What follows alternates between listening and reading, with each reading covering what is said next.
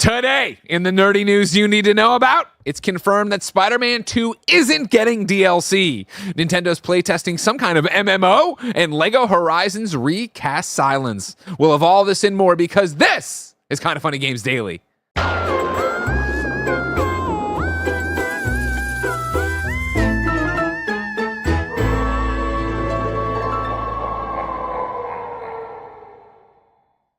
What's up, everybody? Welcome to Kinda Funny Games Daily for Monday, October 21st, 10 days until Halloween 2024. I'm one of your hosts, Greg Miller, alongside Forbes 30 Under 30, a.k.a. the second best baby blues in San Francisco, a.k.a. the Sonic Sicko, Tim Geddes. It always scares me when I think about Sonic's anniversaries because I'm wearing the 25th anniversary jacket. Sure. And we are very quickly approaching the 35th anniversary. Jesus. And I grew up with the 10th anniversary poster in my room. It's just a lot. It's a lot to take You're in. aging. We're going to review Sonic later. I'm very excited. Sonic Cross Shadow Generations review is coming up next on Gamescast. We're all stoked about it, so we won't burn that here. Instead, we'll say, Tim, how was your weekend? I had an amazing weekend. Yeah? Oh my God, filled with so many good things. Went to Sausalito. It was a very nice day. Me and G had a nice lunch. Where'd you go? Barrel Wheel. Oh, I've always wanted to go there. Really cool place. Really cool spot. Used to go when I was really little. My mom took me. That was like the fanciest of fancy meals. Yeah. So we go there. It was great. But more importantly, get home. Play games to my heart's content. G was so busy, had things to do. So I'd be gaming. Before I get to that, though, real quick, I want to bring up Barrett. I sent a picture to Assets. Last night, went to the Across the Spider-Verse I thought movie. you were telling me this is Hans Zimmer again. No. Hans Zimmer was twice. This is my second time Across the Spider-Verse. I went to the premiere with Chris Anka when they first did that last year, but now it's on tour, and I got to go. You can see Chris Anka's name there. Always my favorite thing. Seeing him get the love that he deserves here. But I know y'all know me. I love music. I love concerts. I love like this type of thing. I cannot recommend this show more. This is easily, I think, the best of the movie playing with orchestra that I've ever seen. Wow, okay. They've got it right. There's subtitles now. They know what they're doing. Okay. They have these like light effects that were, I would go, to call them tasteful isn't exactly correct, but it adds to the experience. They know what they're doing here, and it was an absolute blast. And also, Across the Spider-Verse, fantastic movie with an even better score. So you got to check this out. It's coming to a city near you, everybody. So go look. But more importantly, video games, Greg. That's what this show's about. No, more importantly, someone in the chat, it's long gone now, did say, how did Gia rank Barrel House Tavern on Belly? Which so that is why we went, actually. We need to know. We need to know the update. She ranked it high. She did rank it high. She's also really excited that a lot of people have added her. Did you review anything this week on Belly, Greg? No. I forgot all about this. This is something I did on the podcast and then never thought about again. You're done. I don't even know how to use it because it's like it says she ranked it, but then you said the number isn't where is the number where it is on her ranks, or that's just the overall? I have no idea. I click on it and then I'm like, I don't know. I don't know how this became my problem. Well, because Gia doesn't work here. You know, I can't just ask her how Belly works. That is true. Anyways, but I'm sorry. She's really excited. Back to what you wanted to talk about there. What I want to talk about is video games, Greg, because I had an amazing weekend with some games. Obviously, I played some Sonic and Shadows. We'll talk about that later. I also played a game that I'm halfway done with, and it's not embargoed or anything, but I don't want to talk about it yet because I'm enjoying it so much that I just want to wait till I can give a full review. So stay tuned, everybody. That's just a little bit of a good tease. And then I was like, I'm going to keep playing some Death Stranding. And then I hit a point that I was like, I just don't think it's for me. Really? Yeah, it took you this long, but I appreciate it. You did it. You did it. It really made me realize I'm very excited for the movie. Like, I like this world and characters and I like how weird it is. I just don't like playing it. I like the atmosphere and I can get it, but it's not. I really gave it a shot and it's just not grabbing me the way that I need it to. Damn. So I booted up a video game, Greg, and it grabbed me by the ghoulies. All right. I am all in on this in a way that like I am saying this. I think I'm seeing this through to the end. I am 4.5 hours into Metaphor ReFantazio. And I fucking love this game. Love this game, Barrett. It's fucking awesome. Hell yes, Tim. Oh, yeah, man. That is a game fucking changer. Is Metaphor a Game of the Year contender? Dude, hopeful for Kinda Funny? Loving it, man. I downloaded the prologue simply because Barrett told me that the battle music, just the normal battle music, is that insane track. And I'm like, well, I'm in just for that. And so I downloaded the prologue. I was like, fuck it, I'm going to give this thing a shot. And oh my God, the opening, the story. I'm like, oh yeah, this is what I want. I'm in. I need to know what's happening. Hell yeah. I don't love every single thing about it, but I'm in. And I can't wait to play more. I keep thinking it's one of those games that I'm like, I don't want to do any of the keep talking. I have to watch Venom 3 this week. Dude, don't Greg. even get me started how fucking angry I am that I got to go see fucking Venom. Like, I looked at the calendar. I was having a conversation today with Jen because we have to have a poop plan since Ben's still sick. And it was like, I literally at the dinner or breakfast table, like, fuck. It's like, what? I'm like, I got to go see Venom this weekend. Yeah. He's going to eat up an entire night. I'm going to be gone anyways, I'm having so much fun playing everything I'm playing right now. I'm running around a million redacteds as well. I'm very excited for that New York flight. I keep talking about that New York flight of when I'm going to get, just 12 hours of metaphor and be fine. My God, dude. I'm loving it. I haven't booted it up on the portal yet. This is shaking up the world, Barrett. I'm so busy this week, though, and that pisses me off. So last night, we ended up getting back from the concert, and immediately I was like, she's like, oh, I don't think I have watching any shows in me. I'm just going to go to bed. And I was like, oh, okay, that's horrible. Can I tuck you in? You need water? Yeah. And then she's like, oh, you're going to go play games? I'm like, yes. And she's like, how long are you going to stay up? I'm like, I'll be in bed by 12:30. And she's like, what? And I'm like, it drives me crazy when Jen does that. How long are you going to stay? I'm like, when do you want me to come to bed? Because, I'm going to go as hard as long as I can. Yeah. Just like I always do. Let me go. Last night was 10:45. Like, I'm too tired. I got to go to bed. I'm tired. Yeah, but no, I'm trying to sneak this thing in anywhere I can. It's freaking sick, man. Agreed. Yeah. Some would say this generation's Final Fantasy VII. We'll see. We'll see. We will. We'll talk about it here on Kind of Funny Games Daily, where there's so much news we were told specifically not to bullshit too long. So we need to get moving because this is Kind of Funny Games Daily. Each and every weekday, we come to you with the nerdy news you need to know about in the world of video games live on youtube.com/kindoffunnygames, twitch.tv/kindoffunnygames, and podcast services around the globe. If you love what we do, pick up that Kind of Funny membership. You could give us $10 on patreon.com/kindoffunny or youtube.com/kindoffunnygames and get all of our shows ad-free. The ability to watch us record the afternoon podcast live as we record like today's Kind of Funny podcast. And of course, a daily vlog from me called Gregway. If you are watching live right now, you have a special job. It's called keeping us honest. Go to kindoffunny.com/you're-wrong. Tell us what we screw up. And then, of course, get in to those youtube.com/kindoffunnygames super chats to be part of the show. Just like M. Night Shyamalan says, unrelated, but what happened to the haiku and review on In Review? We stopped getting as many submissions every week for things, and then we just changed the format. I was going to say, when we started doing like the early access embargoed stuff, that got really complicated. Right? So, yeah. And then Who is Kirk super chats while we're live and says, Metaphor runs great on Steam Deck. That's where I'm playing it. We jump to housekeeping, of course. We're an 11-person small business that's all about live talk shows, which means you don't got to go anywhere else. Today, after Kind of Funny Games Daily, you're going to get your Gamescast, which is your Sonic Cross Shadow Generations review. Then the stream is going to be Alien Isolation. If you're a Kind of Funny member, you can get today's Gregway, a 24-minute opus all about shout out to parents when all hell breaks loose. And of course, you can get the Kind of Funny podcast this afternoon, tomorrow, with ads, YouTube, and podcast services around the globe. A new episode of Kinda Anime is releasing this morning where Barrett and Mike talk about DanDaDan. Did I nail it? DanDaDan. Damn. Dragon Ball Z and My Hero Season 7 Part 2. And Barrett got the special opportunity to interview the English dub voice actors behind Endeavor, Dabi, and Shoto. Hell yeah. That's available right now, Bear. Yep. Available for everybody on youtube.com/kindoffunnygames and the Kind of Funny In Review podcast feeds, since we've condensed the podcast feeds down. Also up for Patreon members and YouTube members as well. Fantastic. I love that, Barry. Congratulations, and thanks for doing cool stuff like this. Thank you. Thank you for allowing me to do cool stuff like this. Anytime. Cool. It is a huge week for partnerships beyond today as well. Tomorrow is a big one. Tomorrow at 9 a.m. Pacific, we are streaming 2 hours of Batman Arkham Shadow with Camouflage's Ryan Payton and friend of the show. Then in the afternoon, we're streaming Blumhouse's new horror game Into the Spotlight and interviewing the devs. Very, very fun. Cool. Thank you to our Patreon producers, Delaney Twining and Carl Jacobs.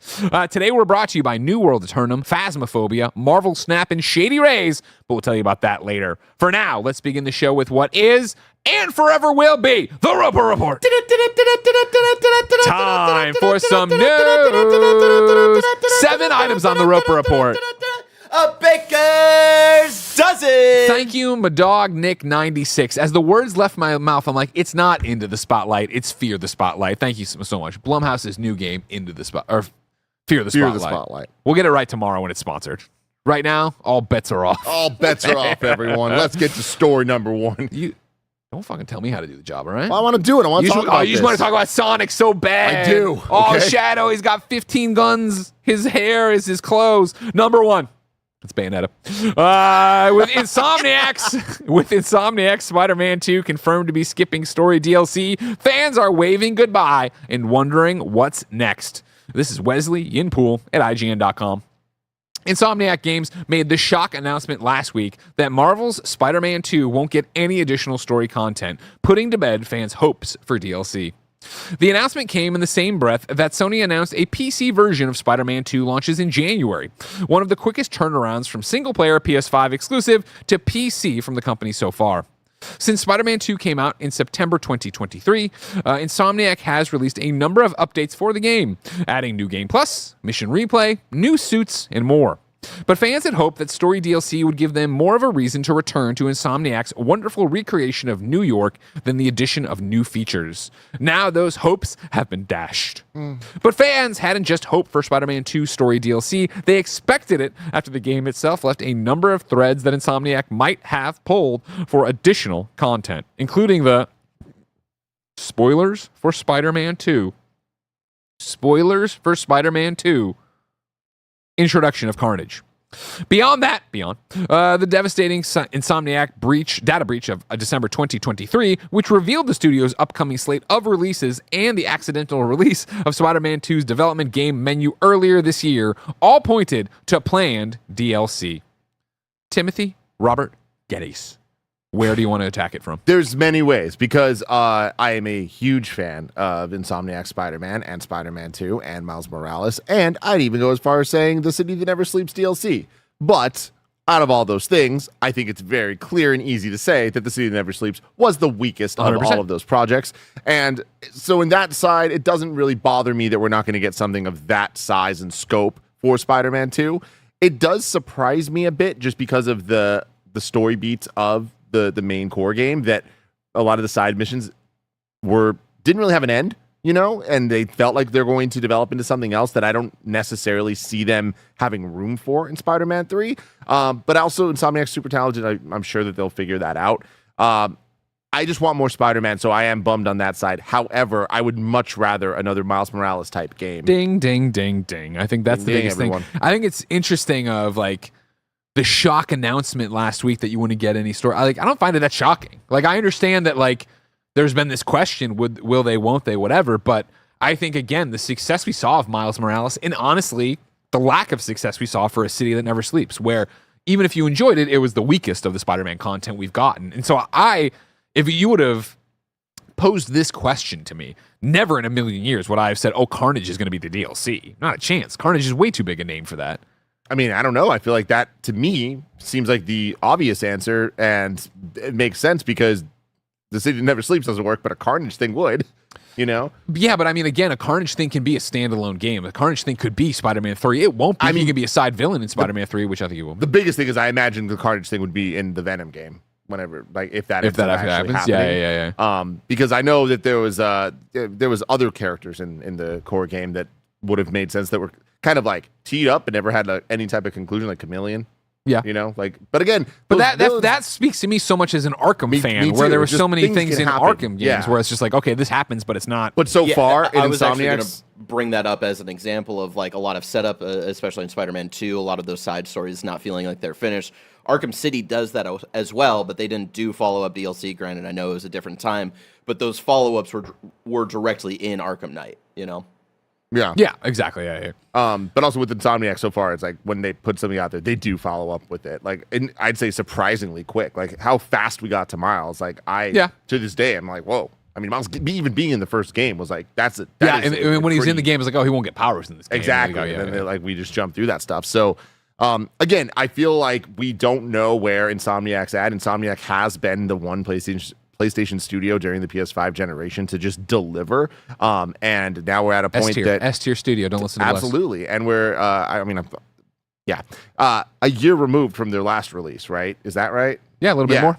Yeah, it's like, all right, cool. Like, it feels weird not having Insomniac stuff just because they've been delivering year after year. But here's my thing is, like, my hope for that is the fact that, you know, they obviously have Wolverine going. You talk about the information that had come out during the leak of Wolverine, but then other X-Men stuff, and then maybe a Spider-Man multiplayer, maybe DLC, all these Venom. You know, there's all these different things that were in there that weren't ready for prime time. I love the idea that, all right, we're not doing DLC because we know the DLC, the returning players to a DLC, a dramatic drop off from the people who own the game. So I'd much rather it be, rather than give you a DLC that I don't want to say is half baked, but isn't full on awesome. Rather than do that, we'll do another interstitial, smaller Spider-Man game like that. That'll be Venom or be something else. But here's my question: was Miles a success? We're saying this, but was it? I mean, do you know that? Like, because I feel like I'm with you, and I want to believe that that's the case, but.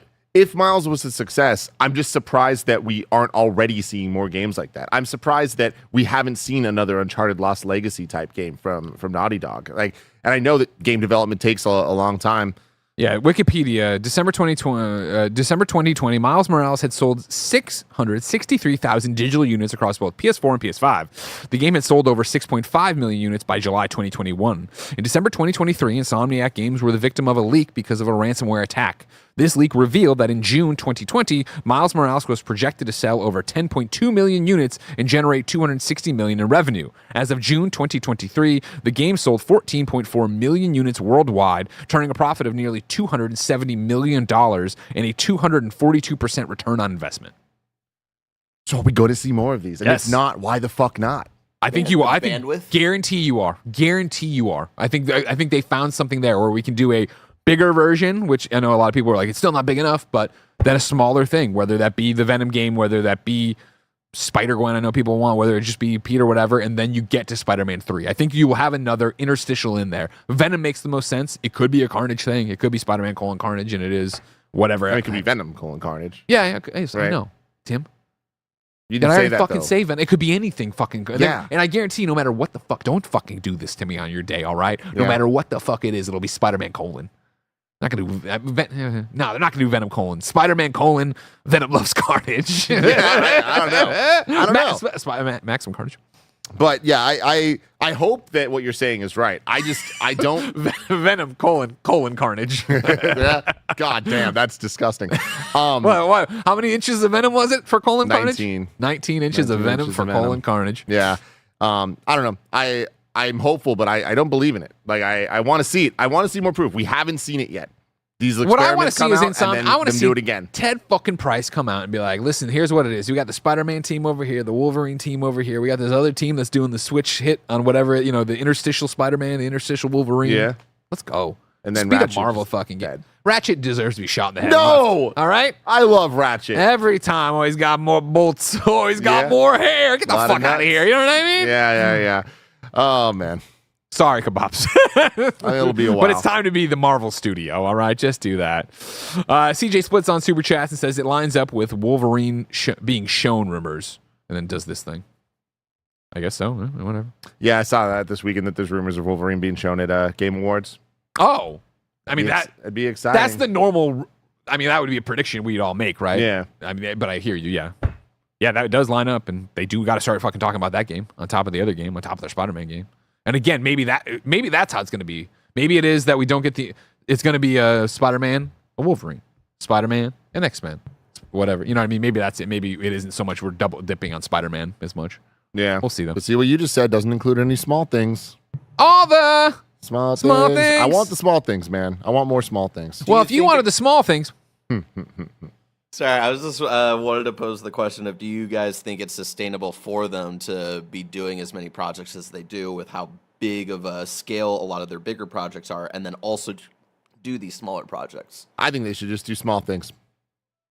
I respect that. What if they did something called Spider-Man Infinity, where we loaded that up on our PlayStation 5, and then there was just little issues of Spider-Man that popped in. Issues. Well, maybe it makes sense, right? Comics, it does. You know what I mean? It does. I'm so excited for Assassin's Creed. Barrett, until they fuck it up, I believe in them. Yeah. And that's the biggest thing. And again, that was also the heartbreaking thing about this leak, where now people are, what? There's no DLC, but the leak. Like, yeah, the reason it wasn't something that was announced is because they were noodling it and figuring it out. Like the trailer you saw in there for a multiplayer game, like, they're doing the things, and you assume they are looking at the things and going, well, that's not actually working the way we want it to, so kill it, don't do it. We're not talking about that. And when they have something that's fucking fire, they come out with it. So go get them, Insomniac. Yeah. Speaking of getting them, number 2, Nintendo's got some things happening with that Playtest program. We go to Chris Scullion at VGC, who says, a Switch user has shared information which sheds more light on Nintendo's upcoming Switch Online Playtest program. The test, which was announced earlier this month, is simply named Nintendo Switch Online Playtest Program and will take place between October 24th and November 6th. Players who successfully signed up for the mystery test were sent documentation on the program, including a series of requirements for those looking to participate. One of these is a requirement to keep the contents of the test secret. The page reads, quote, we request that you do not discuss or disclose content from either the Nintendo Switch Online Playtest Program test software or website with others. Despite this, ex-user Ethan_this_guy has shared images from the software, which recently received an update. The images, which have since been deleted, but have now started to spread online, show what appear to be an MMO of sorts, in which players work together to quote-unquote fully develop a massive, expansive planet by utilizing creativity and farmed resources. As you progress across the planet, you'll discover new lands, enemies, and resources that will become essential to your journey, it reads. Screenshots appear to show the game that looks similar to Minecraft, but with various beacons containing separate play areas placed on the giant planet. Quote, the higher your beacon is placed, the wider the beacon zone becomes, the app says. It also shows a separate area called the Dev Core, which the game describes as a social hub to gather with other players. It adds, quote, at the Dev Core, you can level up your character, get items you will need for your journey, commune with others, and more, end quote. Tim, you're the biggest Nintendo fan I know, so you must be stoked out of your mind. I mean, honestly, I kind of am. You fucking loser. Like, this to me, because what is this? I don't think that this is actually just some random-ass MMO. It might be, in which case I'm not interested. It's got to be like a Mario thing, right? That'd be cool. A Nintendo World. Well, I think it's more, it's a Miiverse type thing. I think that this is an iteration on Mii's. I didn't expect the Strand genre to skyrocket as much as it has, but I do feel like this is a Nintendo take on that type of connecting people. We talked about this a couple days ago when we were predicting what this might be, and I brought up Miiverse as like a option where I think that the Switch 2, if it's going to do anything and find success in a way that the Switch 1 completely lacked, it's that weird personality and that weird the Miiverse stuff. Sure. That they had during the Wii and Wii U era, and they completely gave up on during the Switch era, I think for the right reasons, because they focused on what mattered. But now that they have what matters down, I feel like this is the type of stuff that could be very interesting and could turn into some type of, you have your Nintendo account, feeds into this stuff. Again, I'm still not giving up on the idea of this being a way to implement some type of ecosystem of the games you play affecting things. It might not be a trophy list, but just something that is a bit more like the Nintendo version of PlayStation Home and PlayStation If I can jump in, go for it. I was giving you shit because I thought you wouldn't be into this. Clearly, this is something that sounds cool to me as somebody who loves this kind of shit, right? And I loved Minecraft and blah, blah. But like to jump off of what you're saying, yes, if Nintendo does this right, which you assume they would because they're Nintendo and know the product of their or value of their IPs, my hope would be that, yeah, I'm getting... Stick with me, everybody. Basically, the PlayStation Vita when they did Near Game Goods, which they fucked up and were horrible at. But it is the idea that I play Mario, so I get the question mark block, the ability to craft that in my world. I play Animal Crossing, so I can put up a Tom Nook statue or I can use this facade or whatever. So it's like when you're going around these different beacons and going to people's what they've built, you walk up and you're like, oh my god, that looks fucking awesome. Oh yeah, well, I bought Splatoon or I got an in-game Splatoon achievement that allowed me to have this fucking squid head over here. You know what exactly, I mean? Exactly. And yeah, we're definitely like making a lot of jumps and assumptions here, and this could just end up being... because it looks that's so blatantly obvious of how cool that would be. That could be, yeah. I just feel like there is equal, if not more likelihood that this ends up being one of the weird things Nintendo's tried in the past. I mean, like something like a Wii Fit Adventure or something like Wii Fit even. Two different examples of a similar thing, but when both of them were announced, people are like, this is kind of weird. Wii Fit, I think, got a little bit more support because of the time and place and a lot of fatties. How unique it was and how successful the Wii was at getting people up and moving. Yeah. But then when Ring Fit Adventure was announced, everyone was like, "This is stupid. What the fuck?" Until Nintendo? pandemic, and then all of a sudden it became a massive hit for them. Like Nintendo has the weird wins. They have losses as well. Of course. But yeah, this to me is in line with a version of what I expected this potentially could be. I also think that this very easily could just be a test that when it's announced, nowhere. it's like, oh, it's a Pokemon MMO. This is just the skeleton test for what that could be, or a Xenoblade MMO or something. I don't know. But like Luigi's Mansion MMO. Maybe. I think we're all ghosts. We have to scare Luigi. Work together to scare the pants off Luigi. Yeah, but I'm interested to see what it turns into. And we're not gonna need to wait long, I don't think, at least to see like what more about what this actually is, because I forgot where it was, but they're saying October 23rd, or between October 24th and November 6th is when the actual thing's going down. So yeah, like Ethan, this guy is the first one saying some stuff. We're about to get a lot of people saying other things. Okay, fair enough. A lot of people say a lot of things on this show because, of course, you support it. If you didn't know, everybody, Kinda Funny is an 11-person small business all about live talk shows and entertaining you. If you like what we do here, it would mean a lot to us if you took $10 of your hard-earned money and gave it to us on patreon.com/kindafunny or youtube.com/kindafunnygames, where, of course, you get all of our shows ad-free. You'd support the content and creators you love. You'd get to watch the Kinda Funny podcast live as we recorded this afternoon. And of course, you get a daily dose of me, Greg Miller, and these things that just keep getting longer. 25 minutes of Gregway today. And it's a good one. It's a really good one. It's a really personal one from me. So I'd like you to listen to it. But I digress. Right now, you're not using your membership benefits. So here's a word from our sponsors. This episode is brought to you by Phasmophobia. The genre-defining horror game is finally coming to consoles on October 29th, 2024.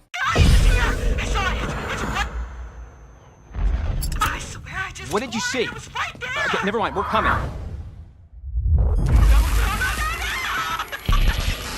Hello?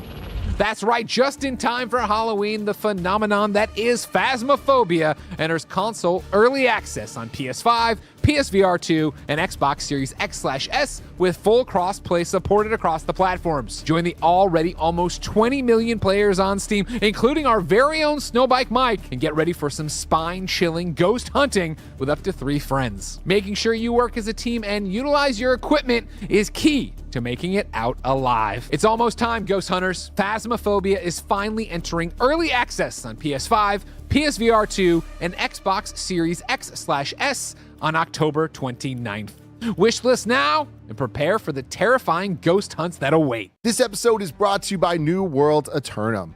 New World Eternum is a thrilling action RPG experience for console and PC players with a vibrant world, vast and beautiful setting, dynamic real-time action combat, and the freedom for players to choose how to forge their destiny. Combat is skill-based and dynamic, incorporating swords, guns, and sorcery so that you can build one character to rule them all as you explore Eternum and unravel the mysteries of the supernatural island that you can't leave. You love playing RPGs alone? You can in New World Eternum, or play cooperatively with your friends as you complete quests, get better gear, and level up. Greg played this at Summer Game Fest on PlayStation 5 and was caught off guard by how much he enjoyed it and how many hours he said he could see himself sinking into the final product. There's boss fights, cool enemies, crossplay, resource gathering, and crafting. So yeah, this sounds like a Greg game. New World Eternum is available now on PlayStation 5, Xbox Series X and S, and PC. This episode is brought to you by Marvel Snap. Y'all know Marvel Snap completely took over my life when it burst on the scene 2 years ago. I love it so much that I even mentioned it in my wedding vows, because to this day, my wife Gia is so obsessed that she has not missed a single day of completing her daily challenges. Marvel Snap is an award-winning collectible card game that combines deep strategy, a unique snapping mechanic, and your favorite Marvel characters with thousands of unique card art variants created by renowned artists to collect and use. Each game only takes about 3 minutes, so you can get in and out wherever you are. And with more than 270 cards in Marvel Snap with over 2,000 unique art variants, you'll always find some new fun. Marvel Snap just celebrated their 2nd anniversary, and to say thank you, they're throwing a party. Boosters, credits, variants, borders, and more are all up for grabs just by logging in daily, starting on their anniversary, October 18th. Download the Marvel Snap app now, available on the App Store, Google Play, and Steam, or visit marvelsnap.com to learn more.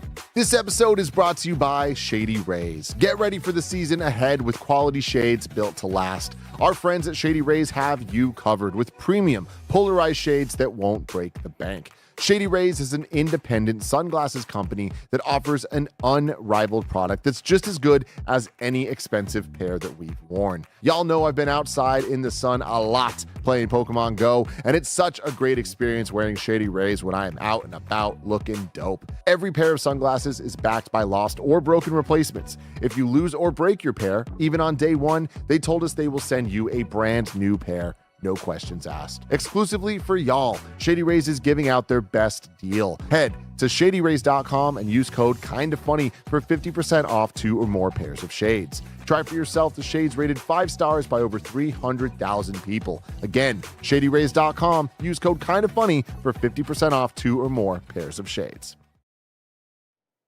Number 3 on the Roper Report. LEGO Horizons recast Sylens, previously voiced by the late Lance Reddick. This is Tom Ivan at VGC.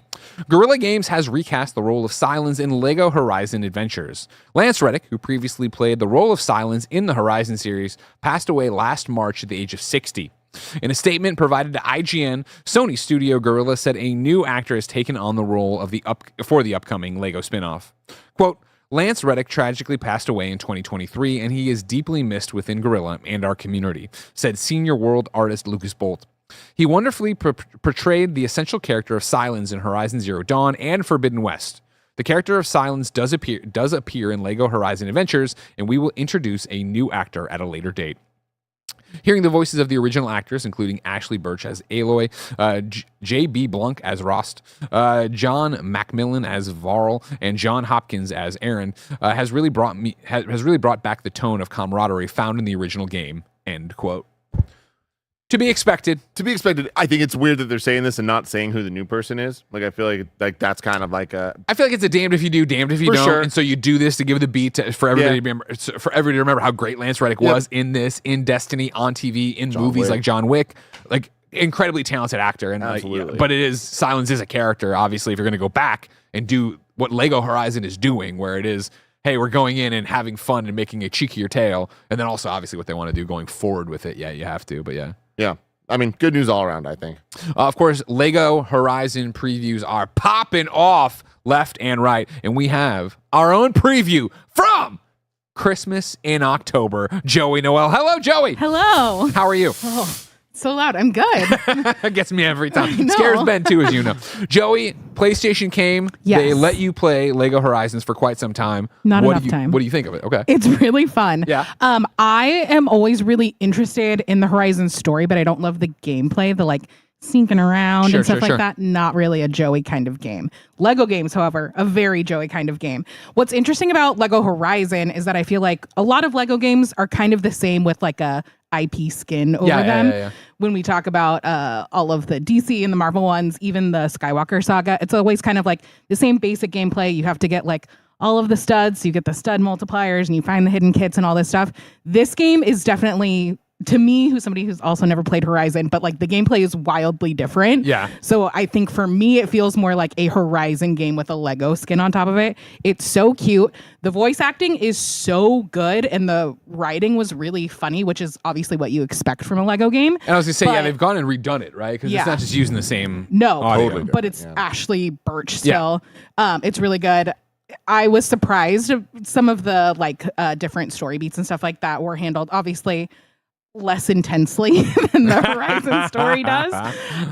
But the voice acting, the story, the way that they handle kind of those tones in the Lego sensibility makes a lot of sense. When we were talking with PlayStation, when they were here bringing it, they said that they like went out of their way to find writers who could write in that style, but for the Horizon story. It's really, really fun. I had a great time. I'm really interested to see how it plays because it's kind of built for co-op. Okay. So it'll be interesting. You played it solo or did you play with PlayStation? I played co-op with somebody from PlayStation. But I know that sometimes it's kind of harder to find somebody to play with and stuff like that. So we'll see how that goes. Question for you from me. Yes. Obviously, you and I have a long history with the Lego games, but when we talk about Lego games, we're usually talking about TT games. And when they made like the DC, the Marvel ones, the Harry Potter ones, this is Guerrilla with Studio Gobo. Did it feel like the Lego games of the past? Are they doing something different with it? Like the gameplay is pretty different in terms of you're fighting obviously all of these different creatures, animals. They have different points on them that lets you kill them faster or whatever. The gameplay is like very, very different. Okay. Which makes me think that it's way more Horizon than it's not. But it feels, I mean, like it looks like a Lego game.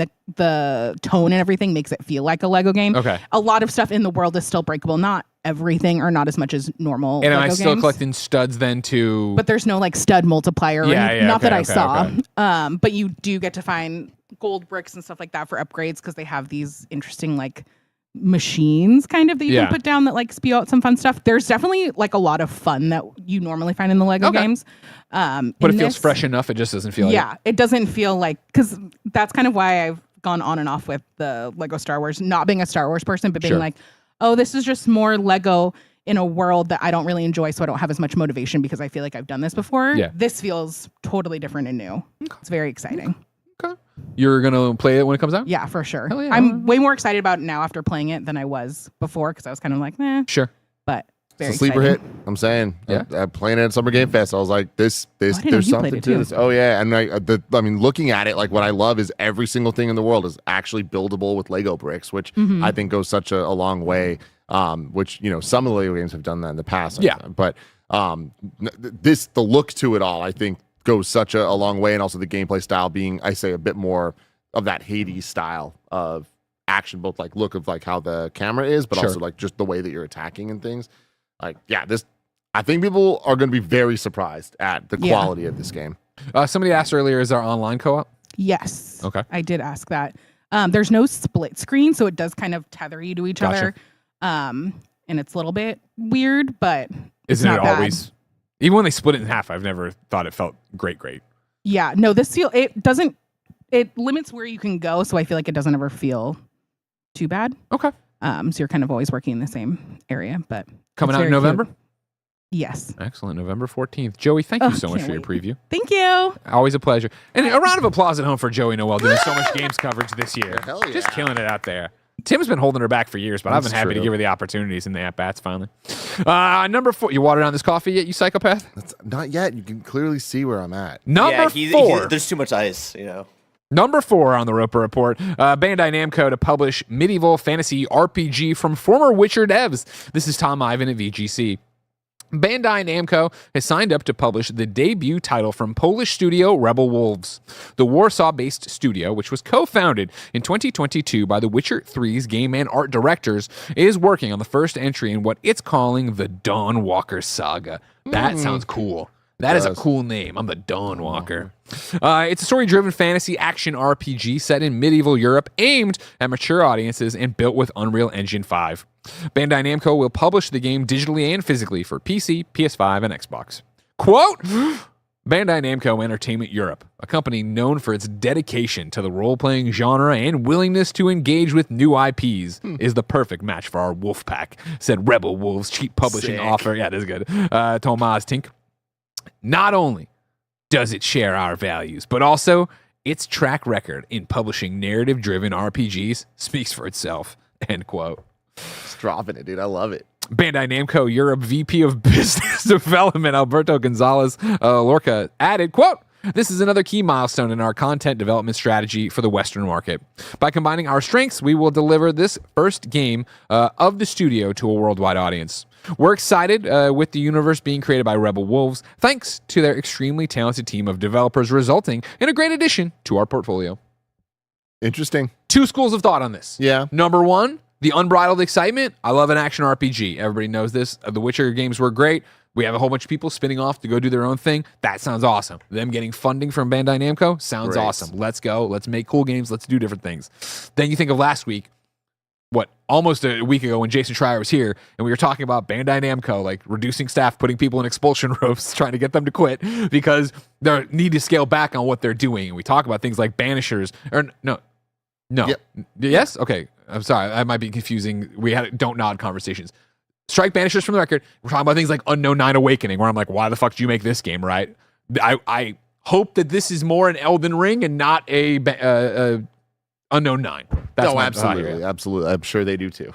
you know? Of course. But yeah, I mean, that's the catch-22 of all of this is like, yeah, former Witcher devs with the publisher, with a new IP that they believe in, like just hearing the way that they're talking about this. Yeah. I do appreciate that it's like, yo, we got the idea, we got the talent, and we have what we need publishing-wise to make this work. This reads more confident than some of these first stories normally do, and it coming from like the business guys and all this, it's like at least the money's going into this, right? Yeah. It's not just the people making the game being like, I really hope this works, because you need the backing and you need it to be pushed the right way. But yeah, to your point, it's like we'll have to wait and see. But exactly. For now, I choose to be excited about that. I like seeing games get made and developers get their ideas funded and new studios crop up, especially when we talk about this is how it works. Studio gets really big and really successful, and then people start leaving. They start doing their own little things that you hope get big and successful as well. We move on to number 5 to talk about our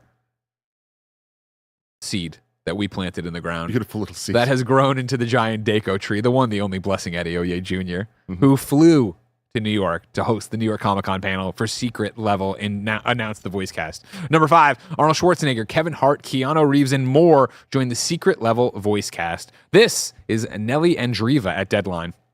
Prime Video has revealed the voice cast for Secret Level, its upcoming adult animated anthology series from the creative team behind Netflix's Love, Death, and Robots, which features original stories set within the world of popular video games. Arnold Schwarzenegger, parentheses, the Terminator franchise. Kevin Thank Hart, you. parentheses, Jumanji. Keanu Reeves, John Wick, Gabriel Luna, The Last of Us, Terminator Dark Fate, Temuera Morrison. Yeah, Book of Boba Fett. Yep. He is the clone. He's Boba Fett. Yes, well, yeah, but he's also like from Attack of the Clones. Yeah. He's Jango Fett there. Mm-hmm. I know my stuff. Remember you know your stuff. Remember when Boba Fett picks up his fucking head in the helmet? He's like, ooh, daddy. You know what I mean? It was his head. Ben, if my head ever gets chopped the fuck off, don't pick it up. Just get the hell out of there. You know what I mean? And Adriana Greenblatt from Barbie are among the actors announced during the show's panel at New York Comic Con. And would you believe, no fucking idea who this person is. You're going to show me an image of her. No, you know who she is. You're going to show me an image of her. She's the daughter. I'm going to shut my eyes right now. I'm shutting my eyes and ears. Barrett's going to throw up a photo of Ariana Greenblatt. Can I tell you one Bacon, thing? lettuce, and tomato. Blatt. I hate what? Put an avocado in there. Bacon, lettuce, avocado, tomato. It's better than a BLT. You know what I'm saying? Can I look yet? Nah, this woman doesn't exist. You know what? Done. I'm just envisioning Ariana Grande. I've never seen this woman in my life. She's every young child in every movie. She's the young girl in Barbie. She's baby Gamora. She's the young girl in Borderlands. She's literally everywhere, dude. She's baby Ahsoka. She's baby Ahsoka. Yeah. I was going to say, all I've seen out of these, and I believe I fell asleep during Barbie, so I've seen some of Barbie. You know what I mean? I saw the first one, the Gamora. Mm-hmm. The other ones I haven't seen. Yeah. You've seen her in trailers and stuff. You saw the Borderlands trailer 3 times. Was she Tiny Tina? Yeah. Mm-hmm. Oh, thank you. Okay, there you go. Done. Easy. You know what I mean? You had to jump through so many fucking hoops. Fucking hate yourself. You had me over here thinking Ariana Grande. Like, you know what I mean? I need somebody to break, like, just clip out whatever happened with Greg. Because you just went to blah, blah, blah. like, you didn't even know what you were trying to do. There's a coffee shop in the San Francisco Bay Area called The Equator, and they sell a Blatt sandwich. Okay. Bacon, lettuce, avocado, tomato. Okay. And it's good. Yeah. Just putting it out there. Back to the article. For some reason, that doesn't include Blessing. The cast list also... Oh, no, we're not going to keep going. Yeah, we are. Oh, fuck me. Schwarzenegger's son, Patrick Schwarzenegger, parentheses, The White Lotus. Different short than Arnold. He's not. Who is he in The White Lotus? See, that's what I was confused about, because he's in The Boys, or Gen V. Didn't watch him. You didn't watch Gen V? No. Tim, there's only so much time, and I have so many games to play. They want to give me some spin-off here. You know what I mean? Get out. I hate you. Who is this guy in White Lotus? Is he coming up in White Lotus? Oh, maybe he's in season 3. Because White Lotus, you gotta watch Gen V, you fuckhole. You know, when you talk like that, it definitely doesn't make me... Now, here's the question. Do I need to watch Gen V, or do I need to watch the latest season of The Boys? Because I've watched neither. Gen V first.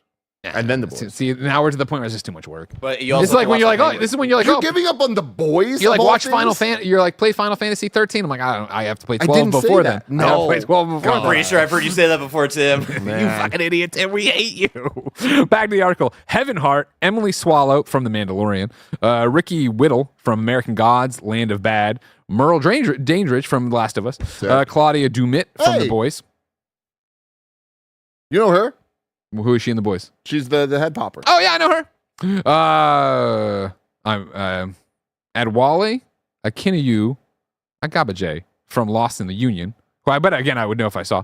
Clive Stranded from Vikings in the Morning Show. Laura Bailey, The Legend of Vox Machina, and Michael Beach, The Perfect Couple, and Tulsa King. There you go. What a cast. Great cast. I can't wait for this show. Very excited for this show. This one I'll watch. I'll jump right in because this is an anthology. I don't got to do all this homework. You calling The Boys homework? I love The Boys. I mean, I didn't watch Gen V, so then it's hard to jump into The Boys. You know what I mean? It is just the same. It's just the same. The level of quality is just the same. That's great. I love all that. I do. Good.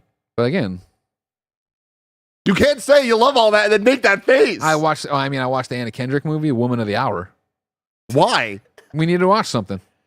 You know what I mean? And that's get in, get out entertainment.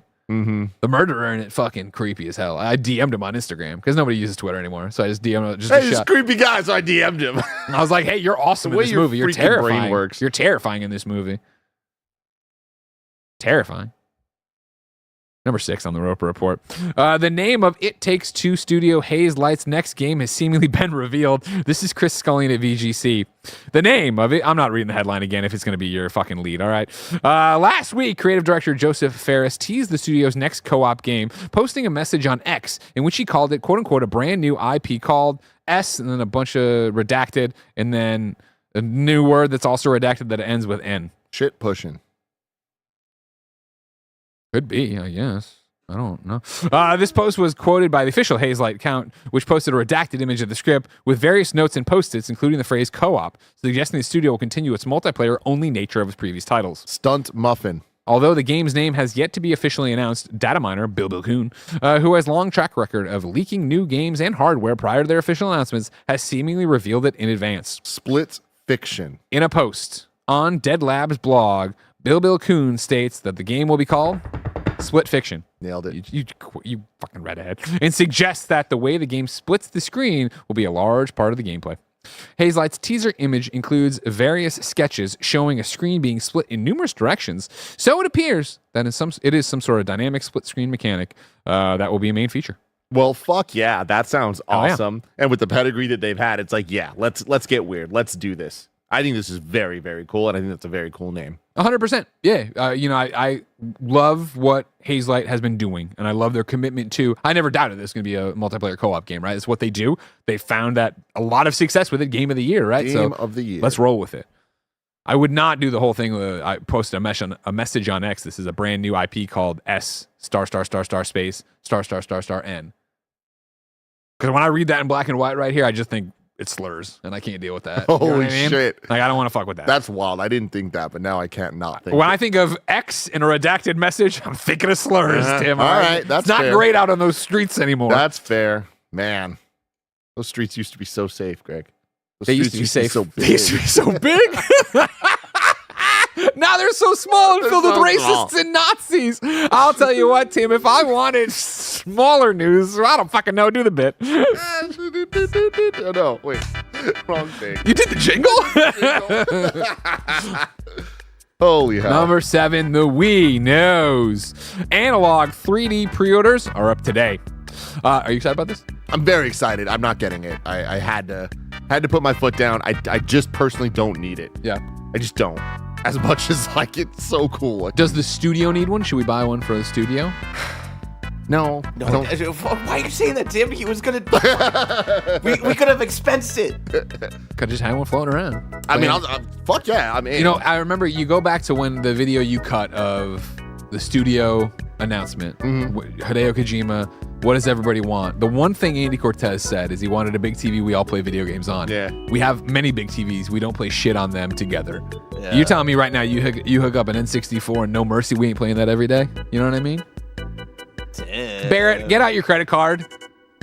Order the analog 3D, and we will reimburse you for a third. Roger will pick up the second half, all right?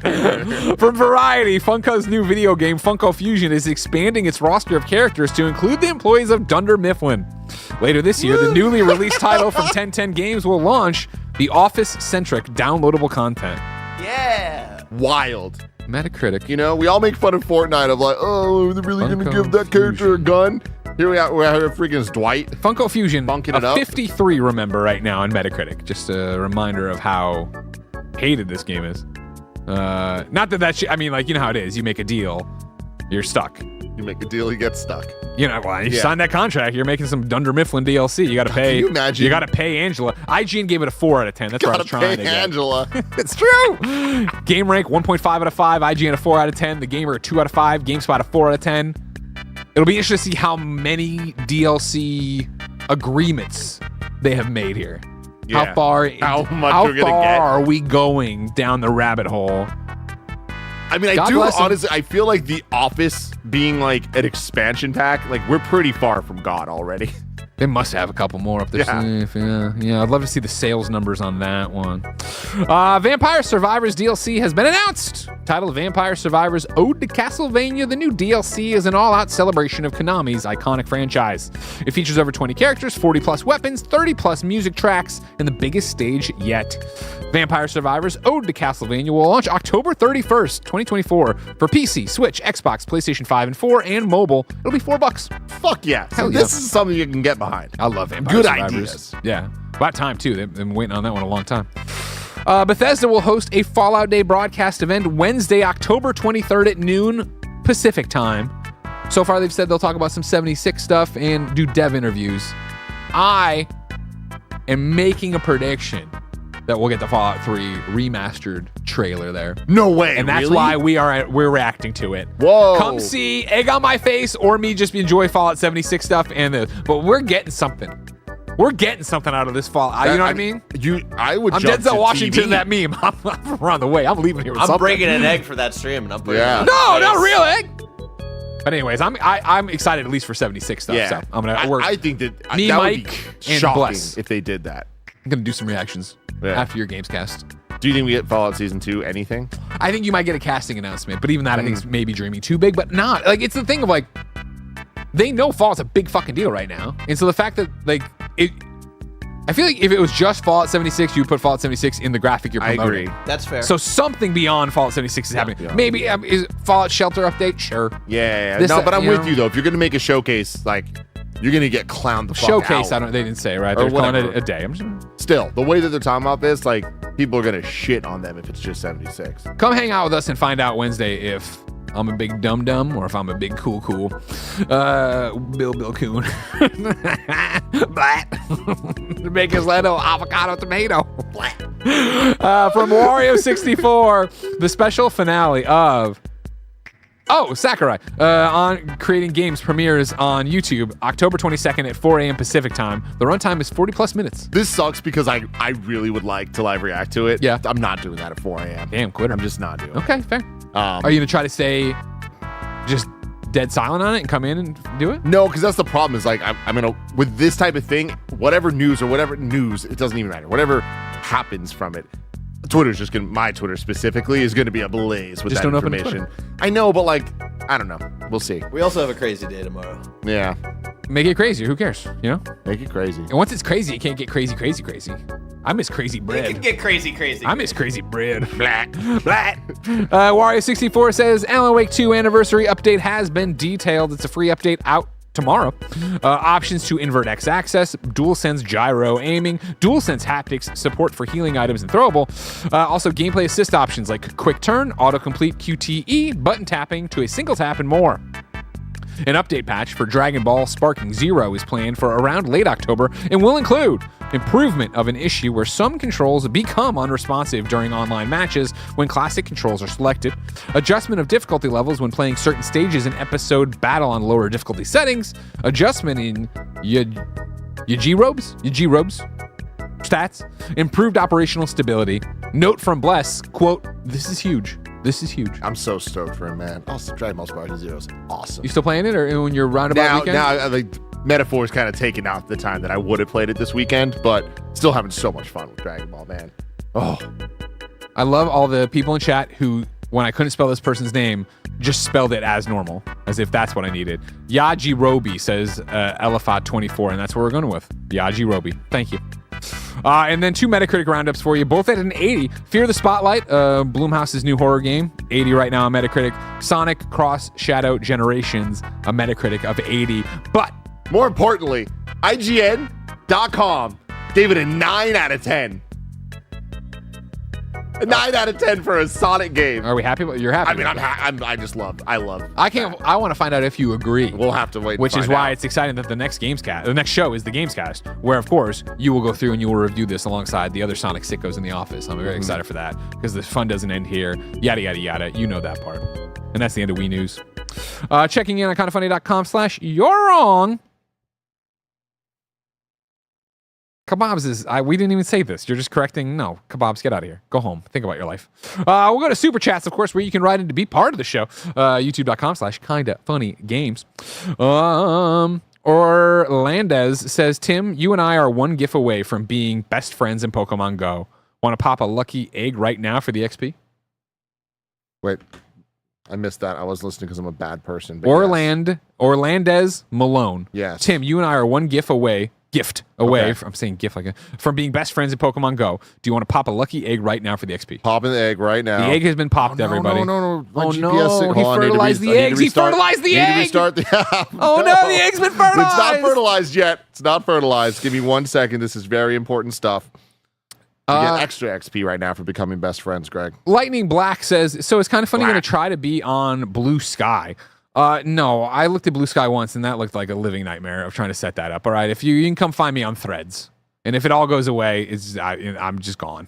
You find me on my Instagram, and you find me here talking to you every day. I just put up a fucking 20-minute, 5-minute diatribe about being a parent in my life and my thoughts of what Greg in 2010 would have been thought of, whatever. Barrett, you popped up. What do you guys say? You can find me on Blue Sky. There you go. Yeah, I'm not planning to go to Blue Sky either. If it all goes down, I think I'm going Threads. That's what it is. Find me on Threads. TJ Perry, and even Threads, I'm like not using. This is a bigger conversation than here. This would be a fun topic on the podcast. A fun topic on the podcast where it's just like that level of social media. Like Twitter is used for me to promote our content here of what we're doing, and hey, come find this stuff, and this is the thing we just did, and here's a funny bit, and yada yada yada. Which I also use Instagram Reels for, and Instagram posts, and whatever. Blah. Threads isn't that vibe, but I keep using it that way because inevitably Threads.